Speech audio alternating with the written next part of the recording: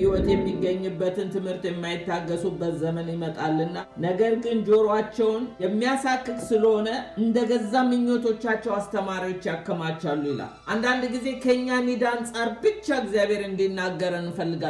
ኖ እግዚአብሔር እንደዛ አይናገርም። እሱ ከራሱ አጀንዳ አንጻር ነው። ስለዚህ አጀንዳዎቻችንን ትተን ምን ትላለ ብለን ስንመጣ እግዚአብሔር በሶስት መልኩ ነው የሚናገረን። አንድ ያለፍነውን ፓስት ታይማችንን ይነግረናል።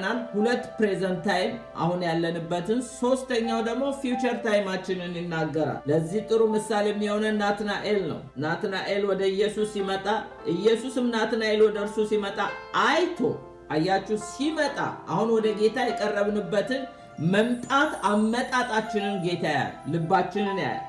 አይቶ ስለርሱ ተንኮል የሌለበት በእውነት የእስራኤል ሰው ብሎ አሁን ፕሬዘንት ታይም አሁን ኢየሱስ አጠገቡ ቆሞ ያለው ናትናኤልን ልቡን አንብቦ ነገረው። ናትናኤልን በዚህ ገረመና ከወዴት ታውቀኛለህ አለው። ኢየሱስም መልሶ ፊልጶስ ሳይጠራ ወደ እኔ ሳትመጣ ወንጌል ሳትሰማና ወደ እኔ ሳትመጣ በፊት ፓስት ታይምህን አየሁት። ምክንያቱም አንተ ከበለስ በታች ሆነ አየኋል።